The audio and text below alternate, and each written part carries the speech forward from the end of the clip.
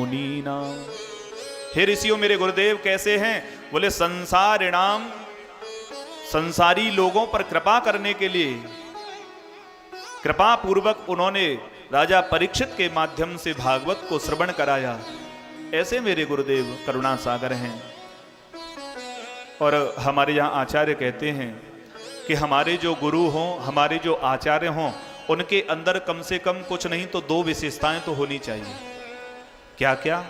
बोले हमारे जो गुरु हों वो करुणावान हों, और दूसरी विशेषता क्या हो? बोले ज्ञान और वैराग्य संपन्न होने चाहिए। ये 2 विशेषता तो आचार्य के अंदर होनी चाहिए।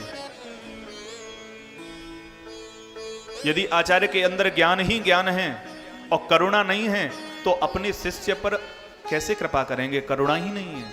और यदि करुणा ही करुणा हो और ज्ञान ना हो तो करुणा से काम नहीं चलेगा महाराज, ज्ञान भी होना जरूरी है।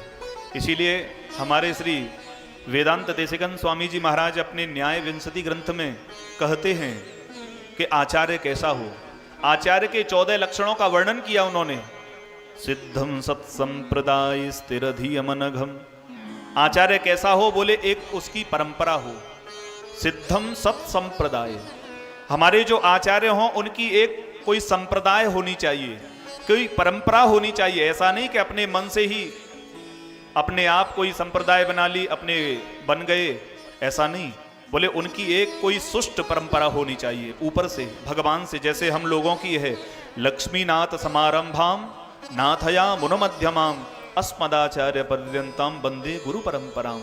उसी प्रकार से शंकराचार्यों के लिए कहा जाता है नारायण समारंभाम शंकराचार्य मध्यमाम अस्मदाचार्य पर्यंतम वंदे गुरु परंपराम। उसी प्रकार से रामानंद संप्रदाय में कहा जाता है सीतानाथ समारंभाम रामानंदार मध्यमाम अस्मदाचार्य पर्यंतम वंदे गुरु परंपराम। ये एक आचार्य की परंपरा होनी चाहिए महाराज। मनमुखी गुरु नहीं होना चाहिए, उसकी एक परंपरा हो, वो एक संप्रदाय युक्त हो। संप्रदाय को उसको ज्ञान होना चाहिए। भगवान शंकराचार्य तो अपने भाष्य में लिखते हैं यदि आचार्य को अपने संप्रदाय का ज्ञान नहीं है तो वो आचार्य मूर्ख है और वो अपने ज्ञान से अपने शिष्यों को भ्रमित करता है। ऐसा भगवान शंकराचार्य अपने भाष्य में लिखते हैं। संप्रदाय ज्ञान रहितत्वात् स्वयं मूढ़ो, स्वयं मूढ़ है, मूर्ख है। अन्यान्य व्यामोहयत्, अन्य शिष्यों को, जीवों को वो भ्रमित करता है। इसीलिए संप्रदाय युक्त ज्ञान होना चाहिए। सिद्धम सत्संप्रदाय स्थिर धियमनघम, उसकी बुद्धि स्थिर होनी चाहिए। स्थिर धियमनघम श्रोत्रियम ब्रह्मनिष्ठम, वो श्रोत्रिय हो। श्रोत्रिय माने उसको वेदों का ज्ञान होना चाहिए। ब्रह्मनिष्ठम माने उसको परमात्मा का ज्ञान होना चाहिए। सत्यस्थम सत्यवाचम समय नियततया साधुवृत्त्या समेतम। आचार्य कैसा हो? बोले समय का पाबंदी होना चाहिए। यदि समय का पाबंदी आचार्य है तो शिष्य का कल्याण हो सकता है। 14 लक्षण बताए। और वेदव्यास जी वेदांत में कहते हैं, आगम शास्त्रों में आचार्यो वेद संपन्नो विष्णु भक्तो विमत्सरः। आचार्य कैसा हो? वेद संपन्नो, वेद संपन्न होना चाहिए। और कैसा? विष्णु भक्तो, भगवान नारायण का भक्त होना चाहिए आचार्य। विमत्सरः, किसी भी प्रकार का ईर्षा भाव उसके अंदर ना हो।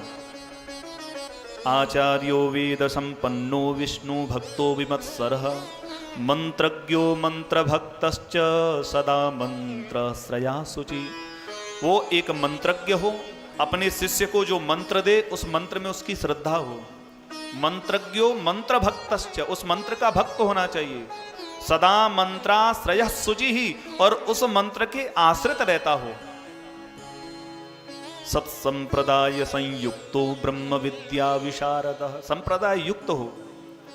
इस प्रकार के लक्षण आचार्य के बताए। ये लक्षण तो कम से कम आचार्य के अंदर होने चाहिए। 14 लक्षण ना हो तो 2 लक्षण तो होने चाहिए। हमारे जो आचार्य गुरुदेव हों वो ज्ञान संपन्न हो और करुणावान हो। सूत जी महाराज कहते हैं मेरे गुरुदेव बड़े वैराग्य और ज्ञान संपन्न हैं और करुणा सागर हैं। 2 श्लोकों में अपने गुरुदेव की स्तुति की, प्रार्थना की, और 1 श्लोक में भगवान नर नारायण का